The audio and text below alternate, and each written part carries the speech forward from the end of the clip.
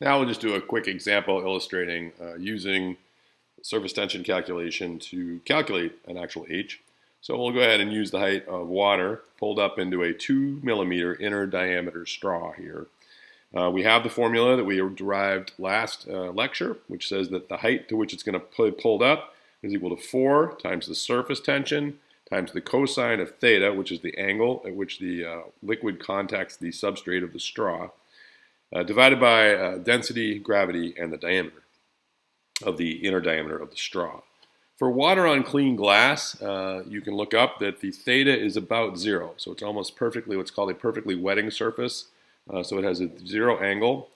At T equals 20 degrees, sigma for water and air, which is the interface that we have, of course, between the liquid and the gas, is 0.0728 newtons per meter. Again, this is something you would just look up. Density of water, we know hopefully now, is 1,000 kilograms per meter cubed. Gravity, 9.81 meters per second squared. And we said the diameter of the straw, the inner diameter, was 2 millimeters or 0.002 meters. Plug all those numbers in. Notice this 1 just comes from the cosine of 0, which of course is 1. And it looks all like that.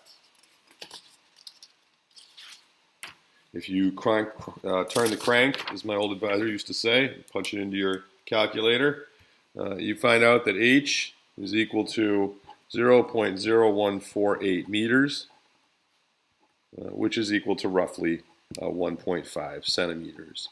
So for this particular example, with a 2 millimeter straw and water, you get a 1.5 centimeter lift in the liquid. It's not a huge amount, but it's definitely something you could easily see. Again, notice that as the diameter the diameter increases, we see that the height will be decreased. So again, large straws, you will not be able to see this effect. It'll be there. It'll just be so small you won't be able to see it. And this force, this capillary drawing force, is actually quite important in nature. It's what allows plants to draw liquid up into the trees and into themselves, into trees, into plants from the ground, so that they can get liquid water up into their upper branches and into their leaves.